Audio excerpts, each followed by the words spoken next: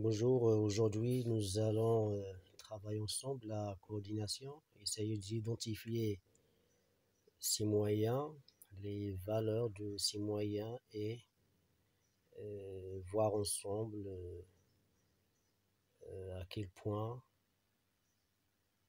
la coordination a un rôle dans, si vous voulez, la composition d'un texte cohérent. Ça veut dire, nous allons voir l'intérêt de cette coordination. Donc voilà un texte devant vous, donc voilà, il y a des trous, donc il n'y a pas de mot de liaison si vous voulez, sans mot de liaison, donc le texte n'a pas trop de sens. Il y a des phrases complexes, des phrases simples, des mots, des groupes de mots, des idées, donc voilà maintenant qu'il faut les lier, voilà, donc les mots de liaison que vous voyez, il y a mais, en effet, et en plus, etc. Mais par exemple, joue bien le rôle de lier entre deux propositions.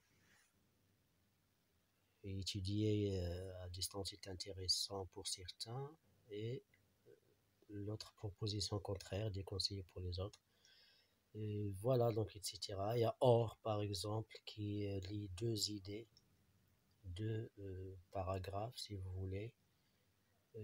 Voilà, donc, etc.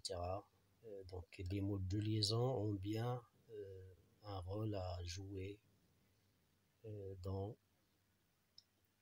euh, dans, dans le rapport entre ces mots, ces idées, ces phrases, ces propositions, ces groupes de mots qui composent le texte. Donc voilà maintenant, il y a l'addition, l'opposition en vert, l'addition en orange, ça veut dire les valeurs. Maintenant, chaque valeur a ses moyens. Voilà, il y a or par exemple qui lie, comme je viens de dire, entre deux idées. Il y a car de la cause.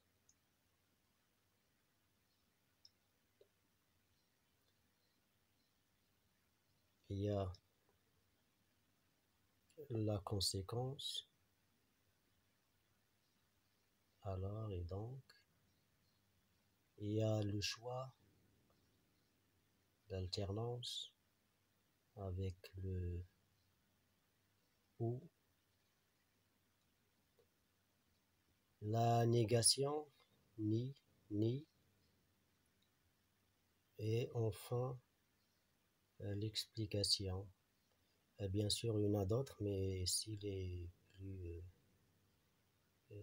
principaux. Et en effet, donc, exprime l'explication comme c'est-à-dire, comme effectivement, etc. Donc voilà, le texte, il est bien, si vous voulez, cohérent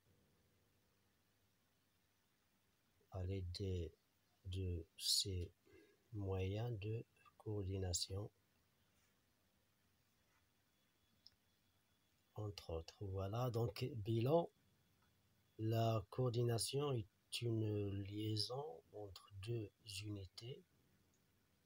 Deux unités, ça veut dire, ça peut être deux mots, deux groupes de mots, deux idées, deux propositions, etc. Donc, il est assuré par quoi? Par des moyens différents.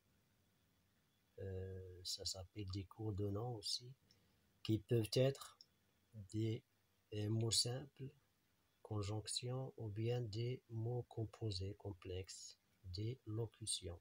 Nous allons voir ceci donc dans ce tableau. Cette liaison, bien sûr, est un rapport logique, comme je viens de dire tout à l'heure, dont chaque valeur a ses propres moyens pour l'exprimer. Donc ici, de rangée, conjonction et la rangée de locution, conjonctive, adverbiale, et chaque case, si vous voulez, c'est des moyens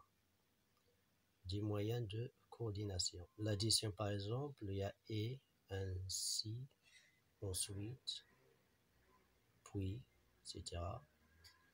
Comme conjonction et comme locution, il y a du plus, en plus, etc. Voilà.